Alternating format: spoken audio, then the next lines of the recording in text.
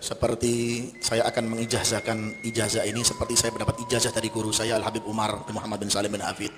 والتي أخذها مباشرة من النبي محمد. Yang beliau langsung Habib Umar dapat dari Nabi Muhammad SAW. أخبرنا الحبيب عمر أنه حضر في ليلة من الليالي مثل هذه الليلة في يوم الاثنين ليلة الثلاثاء في مسجد سرور عند الحبيب عبد الله بن محمد بن شهاب حفظه الله. Pernah beliau mendapat kabar langsung beliau dari Habib Umar seperti malam Selasa ini ya, seperti malam Selasa ini di Masjid Surur di kota Hadramaut di kota Tarim itu. قال فبينما كنا في القيام دخل رسول الله ومع الحبيب علي الحبشي صاحب المولد.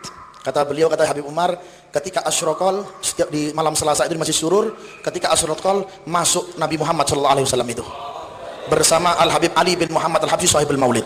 قالوا جاءوا إلى عندي. Dan beliau Rasulullah dan Habib Ali datang kepadaku.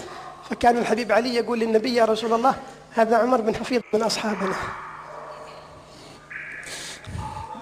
Beliau Al Habib Ali bin Muhammad Al Habsyi mengatakan kepada Rasulullah SAW, ya Rasulullah, ini teman kami, anak kami, Habib Umar dari golongan kami, dari teman kami. فابتسم النبي صلى الله عليه وسلم. Dan Nabi Muhammad SAW pun senyum di waktu itu. وأعطى الحبيب عمر هذه الصيغة.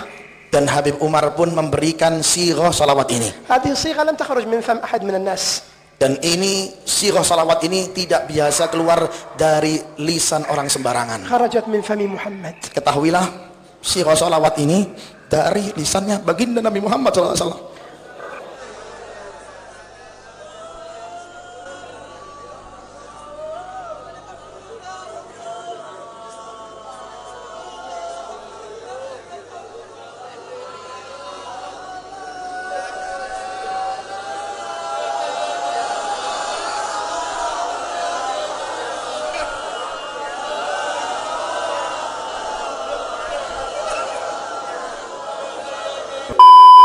Kita bilang secara logika saja, seorang terkadang kalau bisa didadil, kita bilang logikanya, para sahabat lebih mulia daripada orang-orang sekarang, iya atau tidak?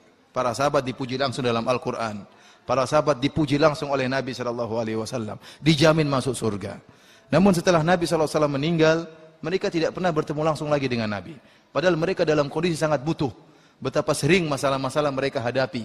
Ada peperangan seperti tadi, Abu Bakar dan Umar khilaf, iya enggak? Ini orang-orang membayar zakat, kita perangi atau tidak? Kata Abu Bakar kita perangi, kata Umar enggak. Mereka enggak bilang, ayo kita tanya Nabi yuk. Enggak. Kalau ternyata Nabi masih bisa hadirkan, nah, ngapain Abu Bakar dan Umar ribut? Mereka bakalan ke kuburan Nabi, katanya, Nabi gimana nih, kita lagi ribut nih, yang benar yang mana? Enggak ada. Kemudian juga terjadi khilaf-khilaf setelah itu. Bahkan tercapai pada tingkat bunuh-bunuhan, misalnya antara Abu Muawiyah dan siapa? Ali bin Abi Thalib. Kenapa mereka tidak pergi ke Nabi SAW? Minta petunjuk. Tidak ada. Kenapa juga waktu Nabi SAW meninggal para sahabat menangis? Kenapa? Karena mereka tahu tidak bisa lagi ketemu dengan Nabi SAW. Kalau ternyata Nabi masih bisa jalan-jalan, ngapain mereka nangis? Jangan nangis, ntar lagi Nabi muncul. Sudah bikin acara saja nanti Nabi muncul. Acara lahir Nabi, karena Nabi muncul. Nggak usah nangis kan, harusnya begitu kan.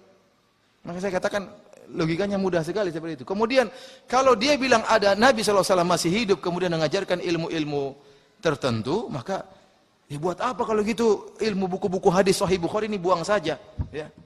Buat apa kalau begitu? Seakan-akan syariat Nabi belum sempurna. Kenapa masih ada ajaran-ajaran setelahnya? Dan saya katakan orang seperti ini yang langsung ketemu Nabi berarti dia adalah sahabat. Sahabat baru, radhiyallahu taala anhu. Iya. Karena definisi sahabat adalah orang yang bertemu Nabi dalam keadaan muslim dan meninggal dalam keadaan muslim. Itu benar-benar dia adalah seorang sahabat. Karena dia mengatakan ketemu Nabi dalam keadaan apa? Hidup nyata. Ya.